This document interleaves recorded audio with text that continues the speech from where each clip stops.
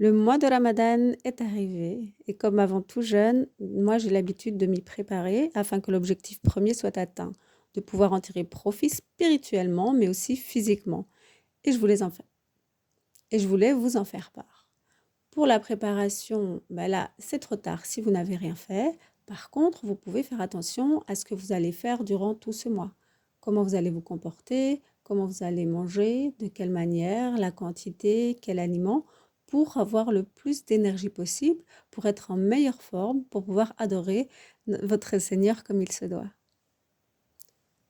Alors, si vous tombez sur cette vidéo que vous n'êtes pas musulman, musulmane, les conseils vont pouvoir vous aider aussi pour tout jeune et pour tout le reste de l'année aussi. Ce sera bénéfique, c'est comment réussir à ne pas enflammer votre santé, votre corps, votre mental, être meilleur de votre forme et de votre psychique aussi. Il y aura évidemment, bien entendu, quelques points au niveau de la spiritualité et de l'islam, mais tout le reste va convenir à tout le monde. Et ces points sont de toute façon bénéfiques à tout le monde, sont juste quelques rappels en plus. Donc là, je vais citer quelques paroles afin qu'on puisse en tirer vraiment des bénéfices, qu'on puisse réfléchir et se remettre en question sur les besoins du corps et les bienfaits du jeûne. Donc pourquoi on jeûne et comment en tirer vraiment les bénéfices. Donc Ibn Qayyim, rahimahullah, qui est un érudit en sciences islamiques et en médecine, et la médecine d'antan, c'est pas comme maintenant, vous avez mal, vous prenez ci, vous prenez ça. C'est prendre soin de soi avant de tomber malade, justement, pour ne pas tomber malade. Et s'il se passe quelque chose, c'est vraiment de manière globale. Comment faire pour aller mieux réellement, pour traiter la base du problème. Et c'est ce que font beaucoup de naturopathes. Il y a différentes sortes de naturopathie, mais moi, par exemple, je travaille de la même manière. Il y en a qui vont travailler plutôt comme de la thérapie aussi, un mal, une plante, etc. Mais là, ce qui est primordial, c'est de résoudre le nœud, s'il y en a un, pour pouvoir être autonome dans sa santé et être bien dans son corps et dans sa tête. On va vraiment voir les liens entre le corps et la tête. Je disais donc, Ibn Qayyim rahimahullah a expliqué dans son livre, le jeûne est un bouclier contre les maladies de l'âme, du cœur et du corps, et ses bienfaits sont innombrables. Il a un effet étonnant dans la préservation de la santé. Il dissout les excédents et empêche l'âme de consommer ce qui le nuit, surtout s'il est appliqué avec modération et objectif, au meilleur moment religieux et en fonction du besoin du corps. Donc là, on peut déjà voir plusieurs points intéressants. Donc, il dissout les excédents et empêche l'âme de consommer ce qui lui nuit. Bien, évidemment, quand on mange trop, il y a des...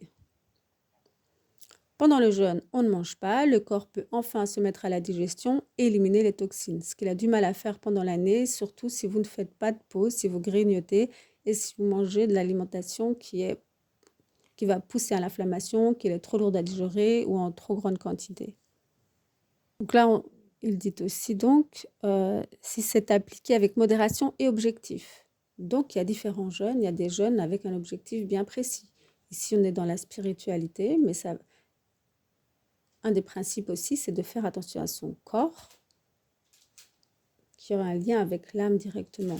Mais il y a des objectifs vraiment pour traiter des maladies. Donc le jeûne contient aussi un repos des forces et des organes, de manière à préserver leurs forces. Il possède une propriété qui implique de la préférer et qui réjouit le cœur dans ce bas monde et l'au-delà. On voit encore le lien entre le cœur et l'estomac. Il est à la fois un remède spirituel et naturel. Si le jeûneur respecte ce qui doit l'être naturellement et religieusement, les bienfaits qu'en tirera son cœur et son corps grandiront. On voit toujours le lien. Et cela lui interdira les matières étrangères et corrompues qu'il désire. Là, on voit aussi le lien entre le fait d'être rempli, de ne pas digérer, de ne pas être bien, et tout ce que ça peut causer sur les envies. Donc, en fonction de sa perfection, donc du jeûne ou de son imperfection, il élimine les matières mauvaises et il préserve le jeûneur de ce dont il doit se préserver. Il aide à accomplir le dessein du jeûne, à comprendre son secret, sa raison et son objectif. Car le but du jeûne est autre que de délaisser la nourriture et la boisson. Et c'est pour cela qu'Allah Ta'ala se l'est attribué parmi toutes les œuvres, car il est un bouclier dans ce bas monde et l'au-delà. Allah Ta'ala nous dit « Ô vous les croyants, on vous a prescrit le jeûne comme on l'a prescrit à ceux avant vous, afin que vous atteigniez la piété. » Il y a vraiment un lien entre les deux. Et d'ailleurs, si vous jeûnez d'une manière différente, en faisant attention à ce que vous allez manger, en réduisant les quantités, vraiment en restreignant le plus possible, si c'est faisable pour vous, ça dépend de chaque état de santé, vous voyez vraiment l'effet sur votre mental et sur votre spiritualité, sur votre humeur. Donc, l'un des deux buts visés par le jeûne, c'est le bouclier et la protection. Et c'est une abstinence éminemment bénéfique. Quant à l'autre but, c'est de réunir le cœur et la préoccupation vers Allah Azawajal et consacrer les forces de l'âme à son amour et son obéissance. Alors, si on se goinfre le soir, on ne peut pas avoir ce même état d'esprit et cette même occupation. C'est pas possible parce que le corps a des difficultés à digérer, ça a des conséquences sur le mental. Vous avez déjà certainement remarqué que si vous avez trop mangé, vous avez un état de fatigue, vous pouvez être nerveuse, vous avez des maux de tête. Dans cet état-là, c'est pas possible d'être en paix, d'être dans la piété et d'être sereine. Donc en islam, la santé du corps est une nécessité fondamentale dans la vie des gens. C'est pourquoi le musulman est appelé à accorder de l'importance à sa propre santé, mais aussi à la santé de la société tout entière. Ceci afin que la santé musulmane reste forte. Donc on ne nous demande pas si on a envie de faire attention à notre santé. On nous explique clairement que c'est une nécessité fondamentale dans la vie des gens, pour nous en premier, et aussi pour toute la communauté, parce qu'on est censé être soudés. Donc cela ne peut se réaliser qu'à travers les enseignements du messager d'Allah, sallallahu alayhi wa sallam, car la santé englobe à la fois la santé du corps, du cœur, et seule la science des prophètes, que la révélation réunit ces deux choses à la perfection. Donc là, ce sont certains rappels que j'ai trouvés très importants. Je vais encore citer l'un ou l'autre hadith pour faire comprendre de l'importance de faire attention à ce qu'on mange et la quantité surtout. Le pire récipient que l'homme puisse remplir est son estomac. Si toutefois il éprouve le besoin de le faire, qu'il consacre, et vous connaissez la suite, en général, donc un tiers pour la nourriture, un tiers pour l'eau et un tiers pour l'air. Donc, si on dessine un estomac, plus ou moins, voilà. Donc, ça, c'est ce qu'on remplit de nourriture. Ça, c'est le premier tiers. Ensuite, il reste, c'est un peu disproportionné, mais c'est pas grave, il reste la place pour l'eau et ici pour l'air. Donc, il faut que cette partie soit vide. Celle-ci aussi, parce qu'il faut remplir d'eau et pas pendant le repas, ça on verra plus tard. Un autre hadith, épargne-nous tes rots, car ceux qui en ce monde sont les plus repus seront le jour du jugement les tiraillés par la faim. Ça fait réfléchir quand même. Donc être repu, c'est vraiment être à ras-bord.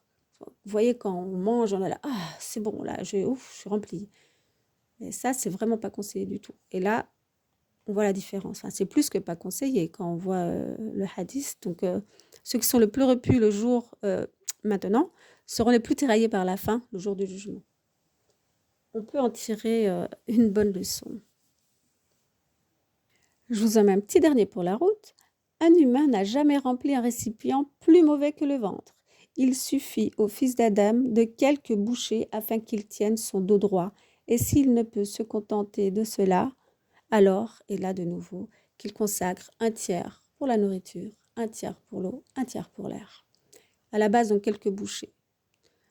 Si c'est pas faisable, ou si c'est trop dur pour le nefs, eh bien, il faut manger plus, mais en gardant donc toujours la quantité. Donc, un tiers de l'estomac, c'est vraiment peu un tiers de l'estomac, je vous dis. Alors aussi, c'est clair que les gens qui sont faibles, qui ont des problèmes de santé, comme beaucoup de gens maintenant, il faut faire attention. Mais c'est toujours un tiers de l'estomac. Donc, quelques bouchées ne suffiront probablement pas pour beaucoup de gens, mais c'est quand même un tiers de l'estomac. C'est pas pour ça que c'est 3 tiers. Ou 4 tiers, voilà, ça n'existe pas, mais ça déborde, voilà. Quand on mange trop, trop souvent, quand il n'y a pas de pause, quand il y a du grignotage, ça, c'est pas possible. Et on va voir les conséquences.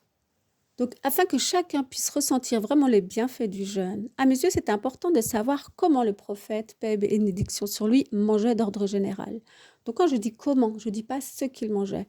Parce que je vois souvent, ou j'entends beaucoup, les aliments qui vont ensemble, ce qui est conseillé. Ok, c'est une bonne chose. Déjà, ça peut aussi aller du cas par cas. Il y a certains aliments qui vont être bons pour une personne et pas pour une autre. Quand je dis ça, on me dit non, mais c'est la sunna, donc voilà, ça vient du prophète, donc c'est bon, c'est bon. Non, C'est toujours important de voir pour qui, pour quand, à quel moment et en quelle quantité. C'est comme ça que fonctionne la médecine et c'est une logique.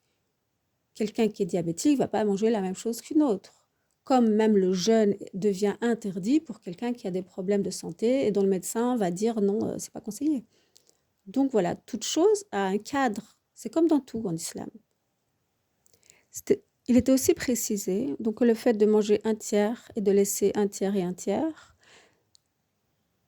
c'est ce qui est utile au corps et au cœur. Car si le ventre est plein de nourriture, il n'aura plus de place pour l'air et ainsi on s'expose à la pleine fatigue et on sera comme celui qui porte un lourd fardeau. Cela provoque en plus corruption du cœur, paresse des organes face aux actes d'obéissance et leur penchant pour les désirs qu'implique la satiété.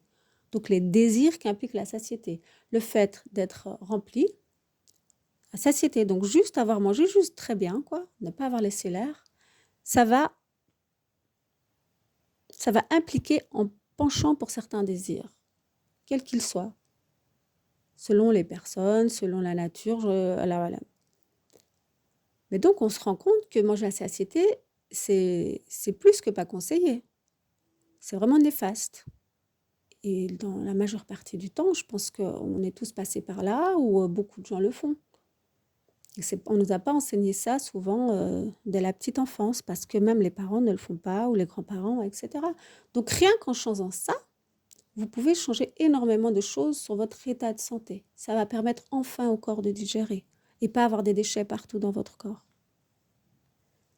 Et la suite, ainsi remplir le ventre de nourriture nuit au cœur et au corps. C'est le cas si cela se produit continuellement et fréquemment, mais si cela se produit quelquefois, il n'y a aucun mal à cela. Exemple, voilà, il y a un mariage ou quoi, vous mangez bien, vous êtes repu. Bon, s'il y a un mariage toutes les semaines, c'est plus vraiment quelquefois évidemment, mais ça doit rester occasionnel. Ça doit pas être tous les jours, c'est d'office toutes les semaines, non. Donc le corps, il faut se rappeler qu'il ne s'enrichit qu'en fonction de la nourriture qu'il accepte et non de son abondance. Si votre estomac, vous mangez, il est plein et vous rajoutez la nourriture, qu'est-ce qu'il se passe? Tout va quand même être considéré comme déchet. Déjà au-dessus de là, ça peut déjà devenir nocif. Et ça va être considéré comme déchet. Le foie va devoir traiter les autres organes. Ça va dans la lymphe, le sang passe moins bien, circule moins bien. Et ça a des répercussions sur tout le corps. Et bien entendu sur le mental.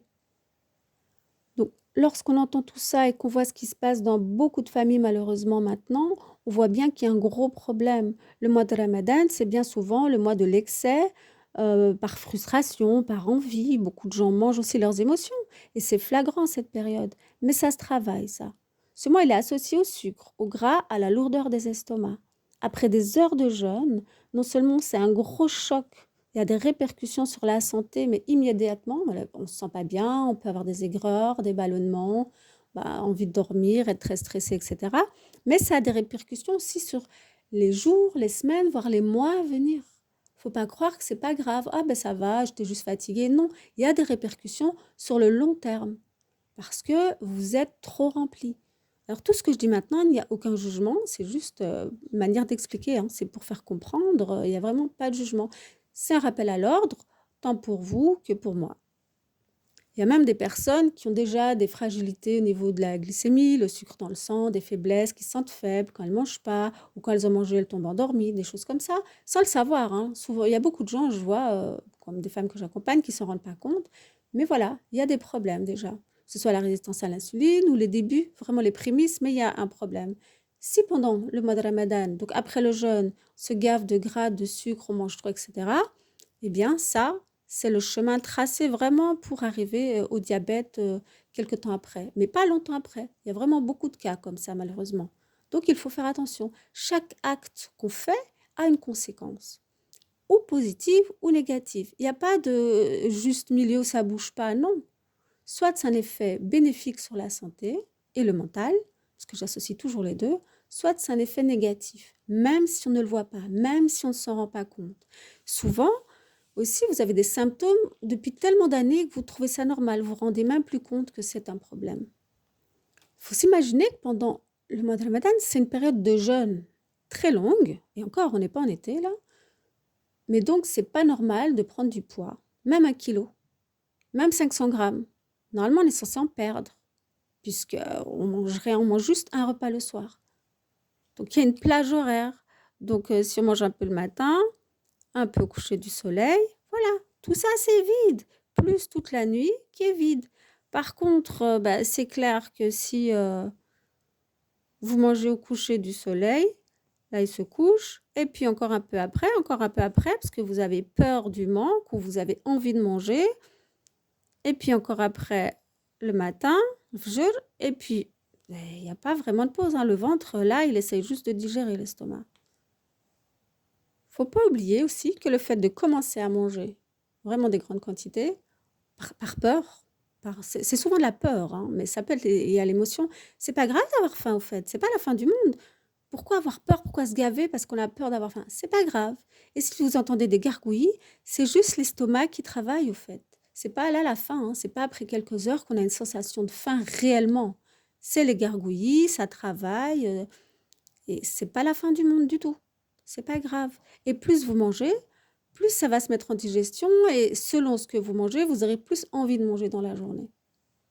Donc si vous êtes rempli trop, que ce soit matin, soir, la nuit, vous ne pouvez pas être concentré, c'est pas possible. C'est vraiment, il y a des coups de fatigue très intenses.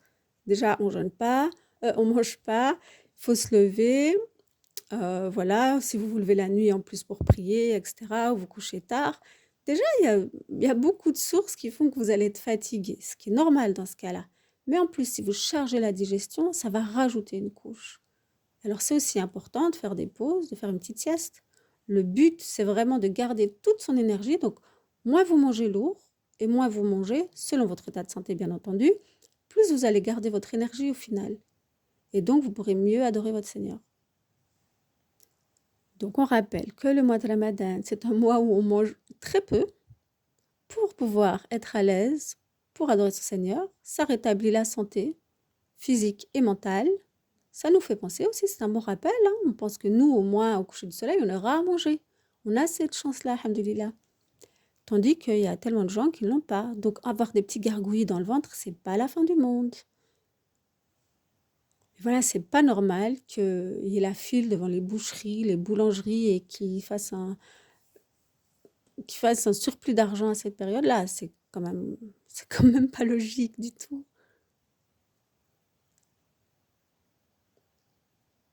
Donc, c'est intéressant un petit peu de se poser les questions. Est-ce que c'est sain de se laisser diriger par son nefs? Parce qu'en général, c'est ça. Est-ce que c'est recommandé? Puis si encore il y avait un...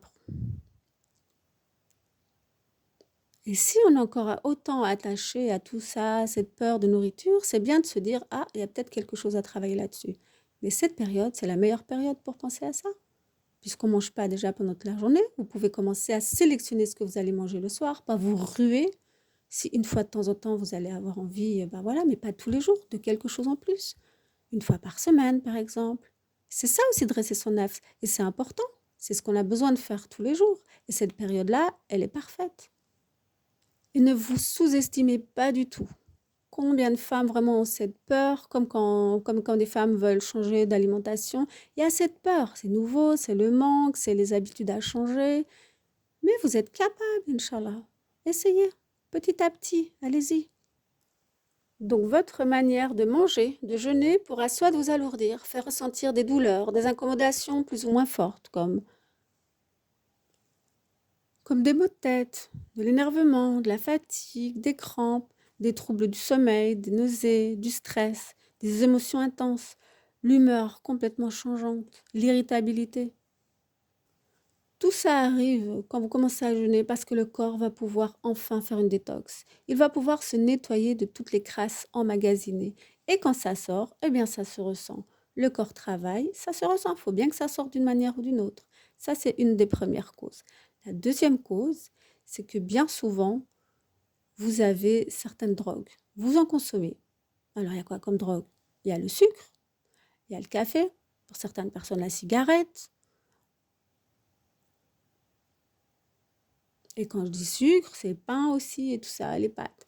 Donc tout ça, c'est tellement dur de s'en séparer, tellement, tellement, tellement, que vous pouvez avoir des symptômes de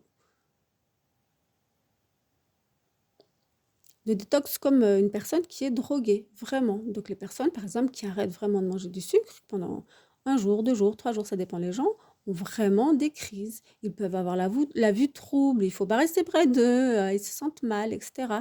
C'est normal. C'est le corps qui doit se défaire de certaines choses et il va aussi éliminer. Donc ça, ce sont 2 causes principales. Donc si avant, normalement, vous le serez pour l'année prochaine, Inch'Allah, avant de jeûner, il faut se préparer. Déjà, il faut déjà arrêter de manger tout ça, premièrement. Mais si vous le faites encore, au moins un mois à l'avance, vous commencez à arrêter petit à petit pour avoir des symptômes de détox avant le mois de Ramadan. Parce que tout ça, ça épuise, bien entendu, et on n'est pas dans un état parfait pour adorer ce Seigneur comme il faut et pour être le meilleur des meilleurs.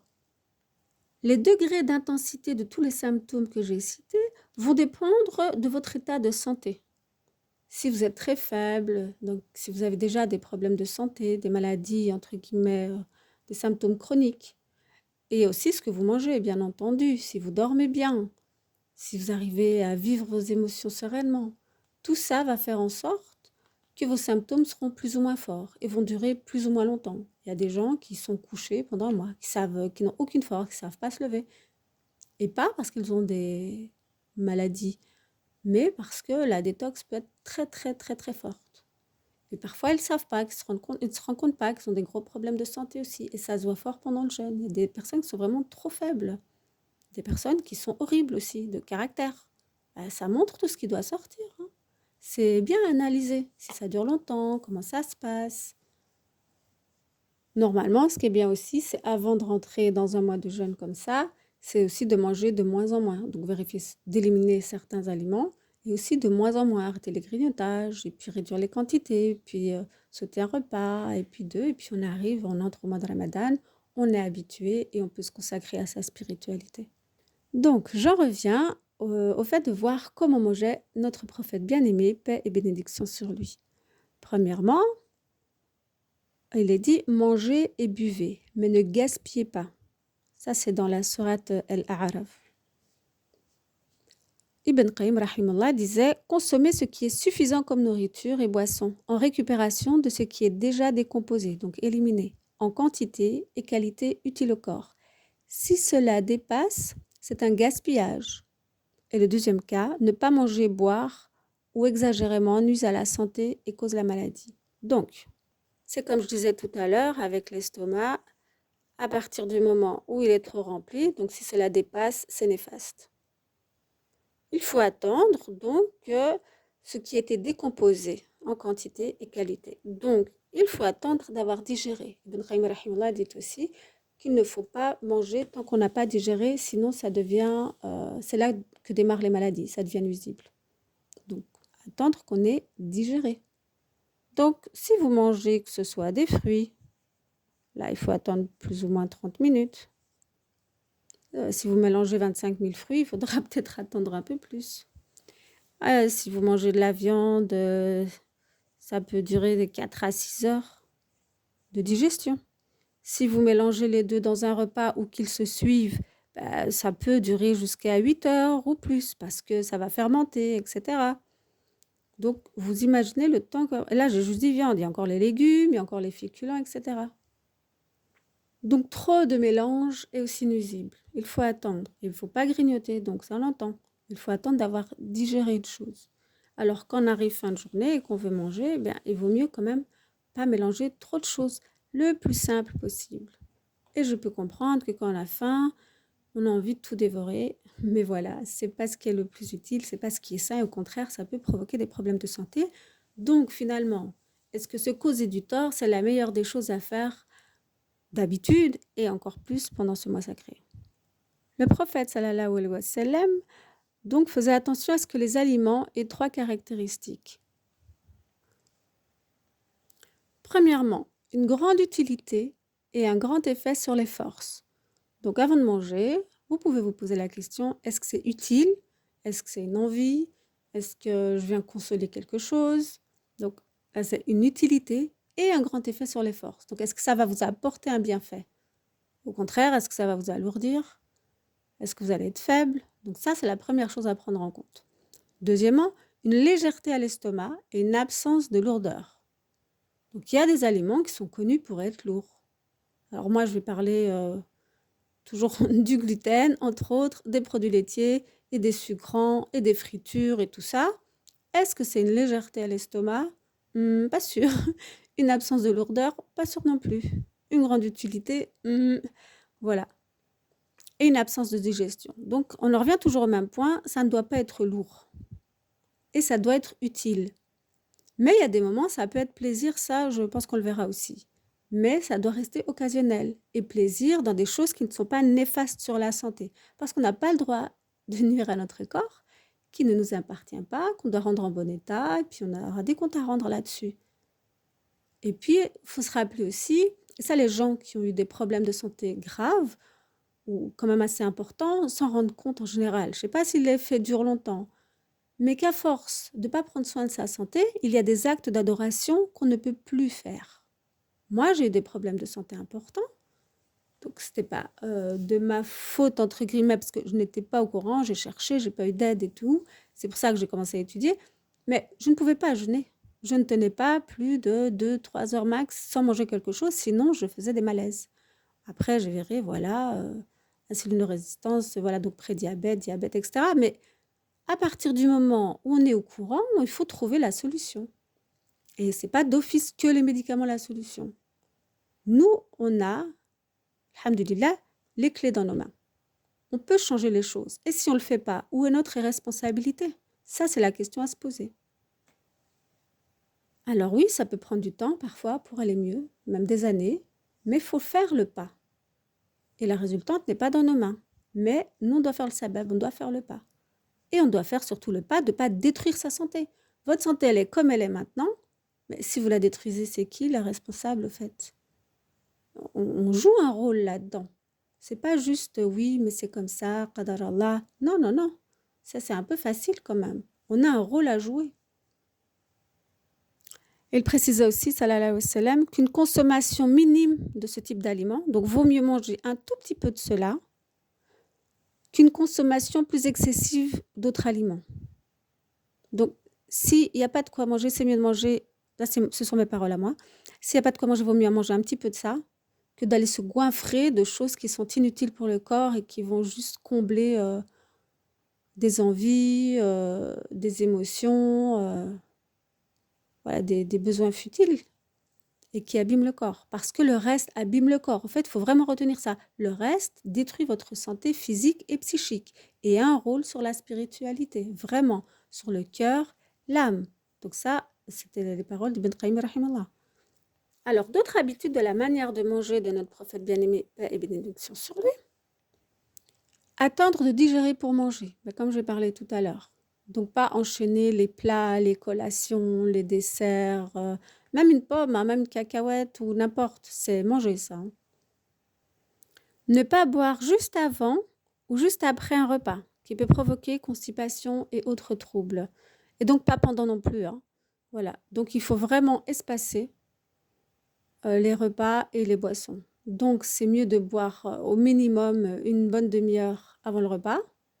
Et quand je dis boire, c'est de l'eau donc. Eh bien, 1 à 2 heures après, c'est le temps de digérer déjà en partie. Sinon, ça va empêcher une bonne digestion. Parce que dans le système digestif, il y a des enzymes, c'est comme des petits couteaux qui vont aller couper, on va dire, je simplifie, les aliments, etc., pour permettre une bonne digestion, qui vont permettre aussi de les transformer en ce qu'il faut pour le reste du corps. Si on boit de l'eau, ils vont être trop dilués, ça va pas bien. Ça ne va pas bien pouvoir se faire. Pas d'aliments après un repas sucré. Donc après du sucre, ne mangez pas d'aliments parce que c'est comme, voilà, ça va fermenter, comme quand on mélange avec les fruits, etc. Alors quand on parle d'aliments sucrés, fruits, miel, fruits secs, etc., miel. Le sucre actuel industrialisé, ça n'existait pas. Et ce n'est pas un aliment. À mes yeux, ce n'est pas un aliment, c'est juste de la drogue. Voilà, on a donné un petit nom joli, on en met partout, ça fait vendre, ça rapporte. Mais voilà. D'ailleurs, si c'est si difficile de s'en passer, c'est que c'est une drogue. Ça a des effets sur le mental, sur tout, sur toute la santé.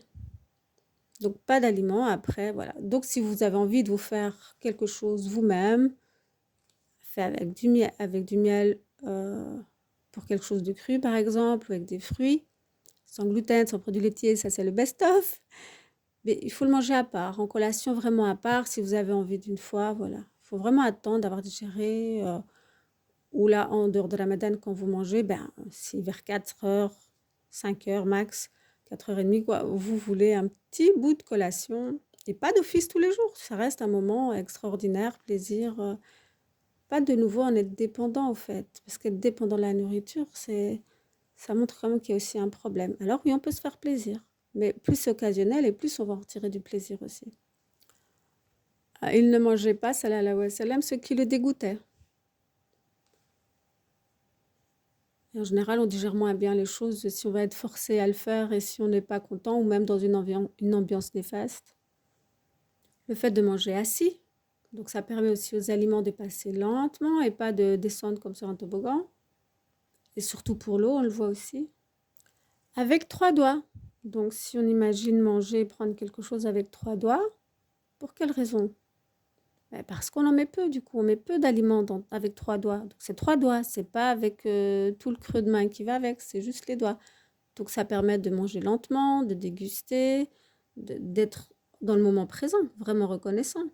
Pas manger, manger, avaler, ou beaucoup de gens qui mangent, qui boivent en même temps, quelques mastications et puis loup, ils avalent comme ça. Non, ça va pas du tout, ça c'est très néfaste. Et l'estomac n'a pas de dents, il faut mastiquer, il faut manger lentement. Donc ça c'est vraiment important. C'est aussi une manière d'éviter qu'il y ait des obstructions. Euh,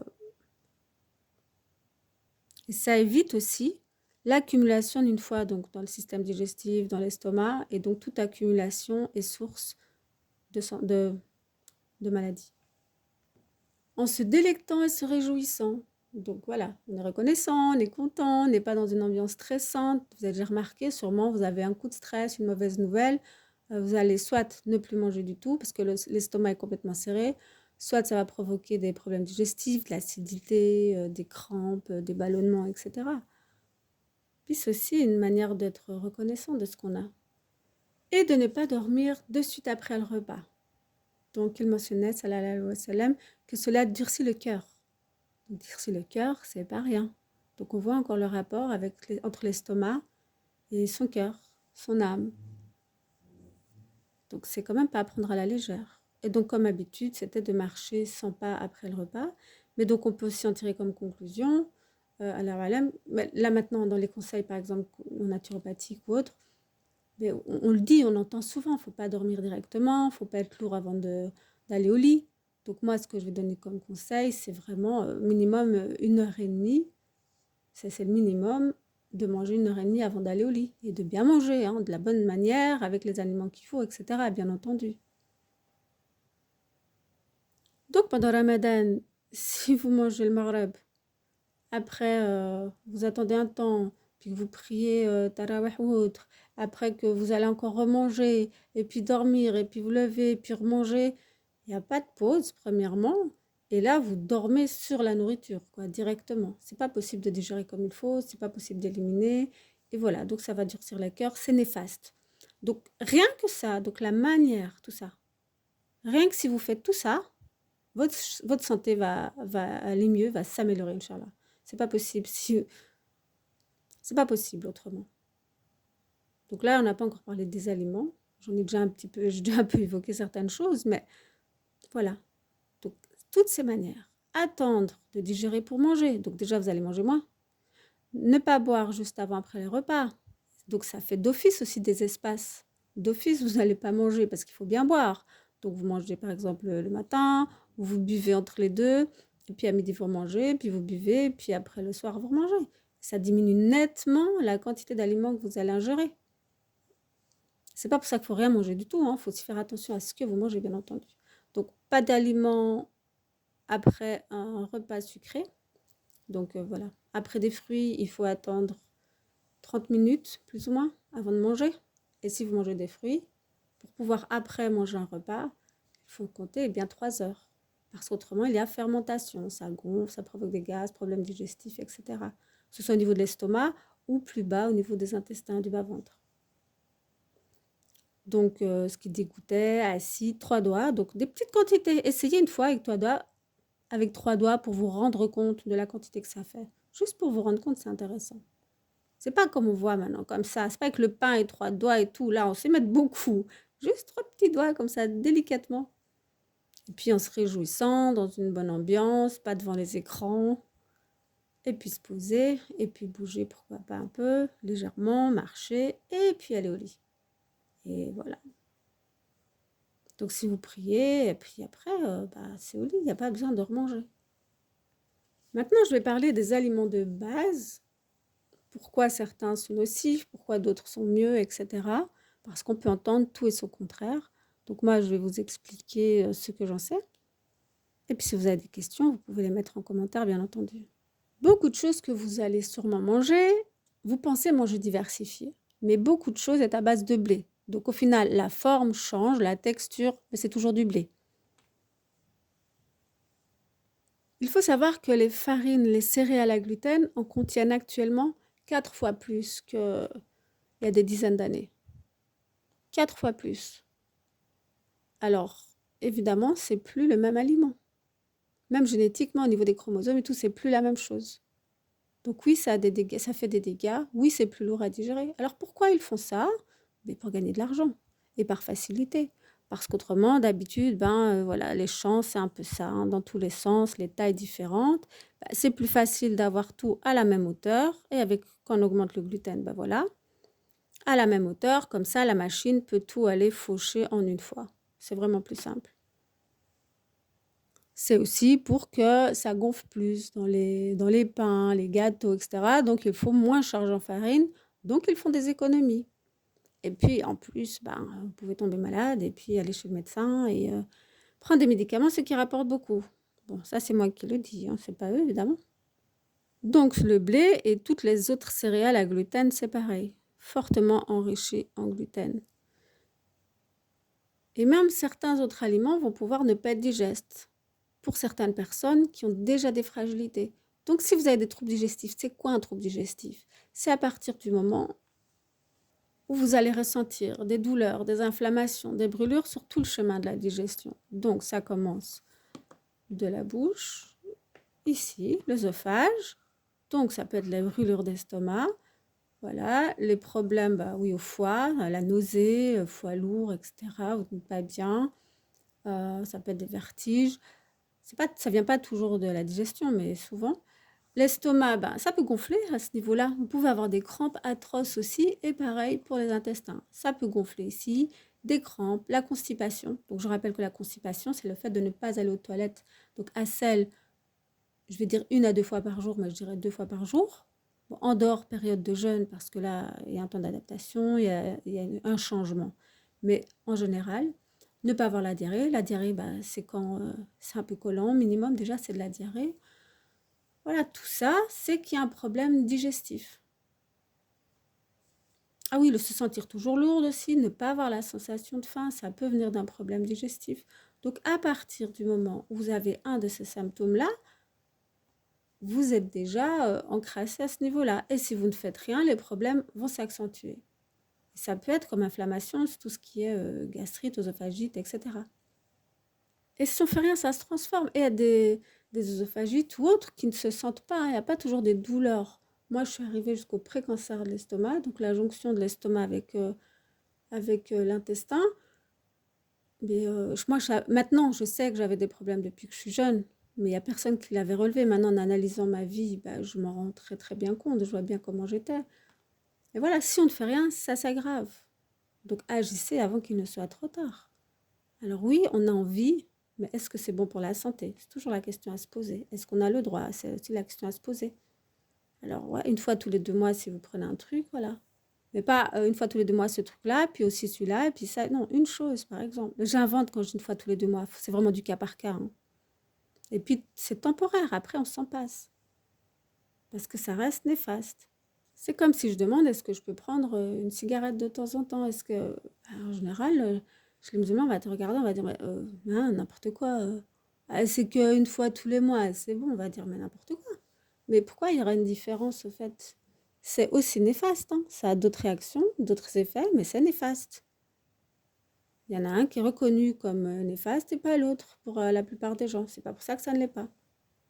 Alors, on parle du lait, on dit que c'était Sunak, c'est... Oui, en effet. Alors, on va voir de quel lait on parle. Ça, ce sont les questions à vous poser. C'est pas à moi à vous dire oui ou non, c'était ou pas, mais posez-vous les questions. Premièrement, de quel animal c'était? Est-ce que c'était de la vache?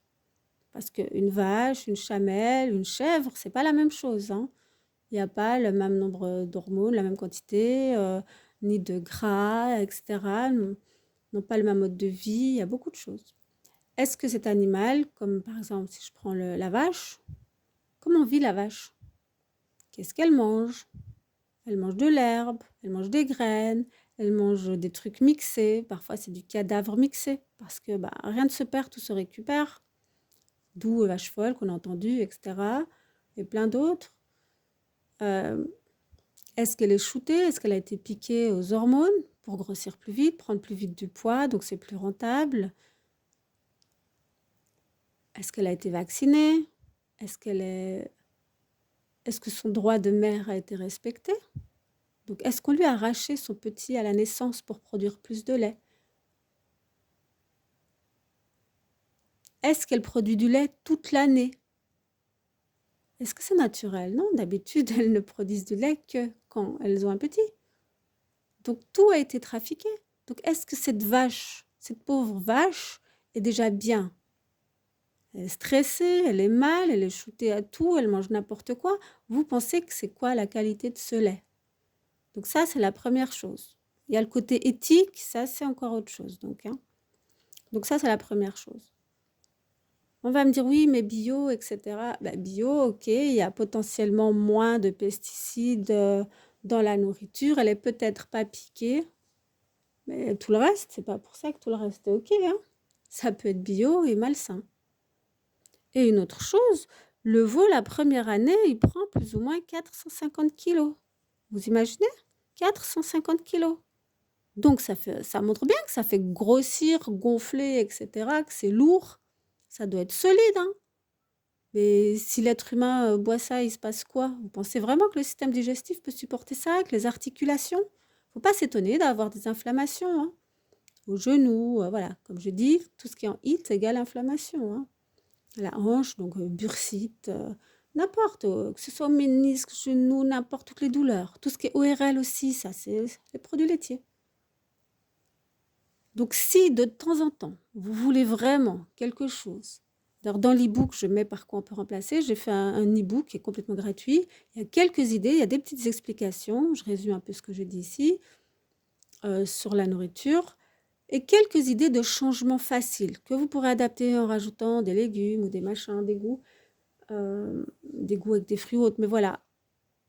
Mais pour que vous vous rendiez compte, par quoi on peut remplacer? Ben, si de temps en temps vous voulez vraiment du fromage ou quoi, vous allez choisir un animal beaucoup plus petit qui va pas fournir autant de gras, de protéines et d'hormones. Par exemple, la chèvre. Et du coup, ça doit être absolument de lait cru. Parce que oui, ça, j'ai pas dit aussi tout à l'heure. Le lait, il est pasteurisé maintenant, il est ultra chauffé. Donc ça change l'aliment, hein. Le corps ne reconnaît pas de la même manière. Ça change totalement. Donc de lait cru. Et en plus, bio, absolument. Donc déjà, ça va sélectionner ce que vous allez consommer. Alors les fromages de Sèvres, c'est pas qu'à pâte molle, hein. On peut avoir des fromages à pâte dure. Et voilà, franchement, au goût, très très bon. On ne remarque pas spécialement la différence. Mais c'est occasionnel, il faut non plus pas en prendre tout le temps. Donc quand vous êtes en transition alimentaire, ben, une fois par semaine. Donc là, pendant Ramadan, par exemple, il faut dire une fois par semaine. Donc c'est clair que tous les gratins, les sauces béchamel, etc., les pizzas, voilà. Vous choisissez, vous dites, bon, une fois par semaine. Et puis c'est chouette. Et petit à petit, quand vous progressez dans votre changement alimentaire, ben, une fois toutes les 2 semaines, puis une fois par mois. Et puis parfois, il y a des mois, vous allez sauter et c'est bon. Et puis, de toute façon, vu le prix, vous n'allez pas en manger autant, ça c'est clair, et vous allez le déguster, vraiment. Moi, par exemple, pour mes enfants, oui, j'ai pu en acheter une fois par mois. Et du coup, ça va durer peut-être 2 jours, 3 jours. Je prends un petit bout.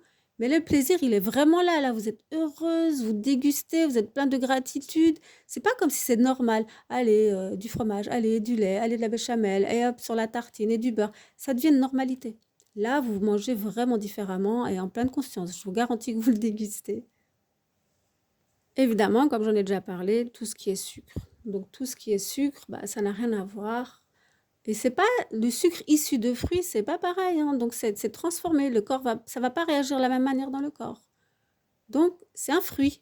Le sucre, c'est un fruit ou du miel de bonne qualité, du vrai miel. Si c'est pas cher, c'est pas du miel, ça c'est réglé. Du vrai miel, pas du glucose, fructose, machin, tout en hausse là. Non, du vrai miel. Il y a des techniques pour voir si c'est du frais ou pas. Et puis, c'est en petite quantité, c'est pas tous les jours, hein. Et là aussi, on déguste et ce sont des petites quantités. Et il faut savoir que le miel, quand il est chauffé, il est plus bon. Déjà, il perd ses propriétés. Mais voilà, une fois qu'un aliment est chauffé vraiment à forte température, il devient néfaste. Donc ça, c'est vraiment à retenir. Évidemment, tout ce qui est industriel, donc tout ce qui est dans un paquet fermé au magasin, voilà. Maintenant aussi, il faut voir tout ce qui est céréales, tout ce qui est déjà fait, tout ce qui est déjà, ben, en plus, vous en avez entendu parler, il y a les insectes, c'est indigeste. Pour les personnes qui ont certaines allergies aux crustacés ou autres, ben, ça peut être mortel, donc il faut faire attention. Euh, donc moi, je privilégie, enfin, je vais vous en parler aussi, mais de prendre des grains, par exemple de sarrasin, et vous mixez vous-même. Et de toute façon, il faut faire tremper. Il y a plein de choses à faire. Mais ça, j'explique dans l'e-book qui est gratuit, donc ce sera plus clair. Donc faites vraiment attention à ce que vous mangez, parce que après, c'est un petit peu facile, je dis pas ça méchamment, mais de se dire: «Oh bah, je suis pas bien, oh bah, zut, je comprends pas», et si on fait n'importe quoi, c'est un petit peu logique. Bon, je l'ai même pas mis, mais bon, il y a les fritures évidemment, parce que bon, je l'ai pas mis parce que ça regroupe beaucoup de choses. Bah, ce gras qui est chauffé à haute température, ça c'est cancérigène, donc c'est réglé. Même si vous la changez tous les jours, voilà, c'est cancérigène. Voilà. Donc, en plus, en général, bah, il y aura du blé, donc du gluten, et puis vous rajoutez encore du sucre dessus, ou de la confiture, ou je sais quoi. Voilà. Mais je peux comprendre, oui, en bouche, c'est bon, le palais se délecte, ça donne un shoot au cerveau, et on en veut encore et encore. C'est ça, de la drogue. Pour moi aussi, c'est dur, hein, il faut pas croire, hein. Moi, j'étais une vraie droguée, hein, et moi, il faut pas que je commence. Sinon, voilà, je sens que voilà, c'est parti. Je vais pas m'arrêter. Et puis, ça va être dur après de reprendre le pli. Donc ça aussi, on me demande souvent, est-ce que je dois arrêter en une fois? Est-ce que je dois aller petit à petit? Vous devez vous connaître et vous devez tester. Moi, je sais que je peux pas y aller petit à petit. Il y a pas de petit à petit, c'est tout ou rien. Voilà, parce que je suis accro. Bah, comme beaucoup de personnes, bon, moi, j'ai un trouble de l'attention, mais comme beaucoup de personnes qui ont ça aussi, ben, il y a un dérèglement déjà de la dopamine, donc on va être vite accro à plein de choses. Mais c'est bien de le savoir, c'est pas grave, c'est bon de le savoir, comme ça on sait comment agir. Mais il y a d'autres personnes même qui n'ont pas de trouble de l'attention, hein. Des gens qui sont surépuisés, qui sont en anxiété, qui sont fatigués, qui ont des problèmes émotionnels, ou voilà, des troubles alimentaires, enfin voilà, il y a plein de gens. Il y a des personnes pour qui plutôt ils vont s'autoriser bah, au début une fois tous les 3 jours, puis une fois toutes les semaines. Il ne faut pas attendre 3 mois entre tout ça, hein. Par exemple, pendant 2 semaines, c'est une fois tous les 3 jours, puis pendant 2 semaines, ce sera une fois toutes les semaines, et puis comme ça, chaque fois reculer. Voilà. Puis il y en a pour qui ça va être j'élimine un aliment, puis un autre. Moi, je conseille quand même, voilà, si c'est faisable, d'éliminer. Là, c'est la bonne période, hein. C'est cadeau, franchement, c'est la très très bonne période. En plus, profitez-en, invoquez, demandez la réussite, d'y arriver. Vous mettez la niaque, vous le faites pour votre Seigneur, et en plus, vous allez être récompensé. C'est quand même magnifique. Donc, tout ça rend dépendant, parce que ça, c'est du sucre, en fait, hein. Toutes les céréales, c'est du sucre pour le corps. Donc le sarrasin, c'est une pseudo-céréale. Le quinoa, c'est une pseudo-céréale. C'est pas vraiment une céréale. Donc on voit la différence. Euh, voilà. Tout ça, ça alourdit le corps.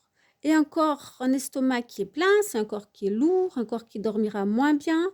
Donc pas de sommeil de qualité, ni assez longtemps, ni de sommeil profond, ce qui va entraîner des troubles de la santé, des troubles hormonaux, de la fatigue, morale en berne, etc. Donc si vous voulez prier le soir, il est important de penser à dormir aussi. Donc comme ça, vous allez bien dormir, vous allez éviter tout ça, manger des petites quantités pour pouvoir bien dormir, pour garder votre énergie. Et comme ça, vous serez quand même encore en forme, vous aurez encore un petit peu d'énergie pour les 10 derniers jours, si vous voulez quand même profiter de ces 10 derniers jours pour intensifier vos actes d'adoration. Donc manger au moment de la rupture, ça suffit. Il n'y a pas besoin de remanger pendant la nuit, surtout si vous remangez le matin un petit peu. Voilà, comme ça, vous dormez, vous favorisez vraiment un bon sommeil.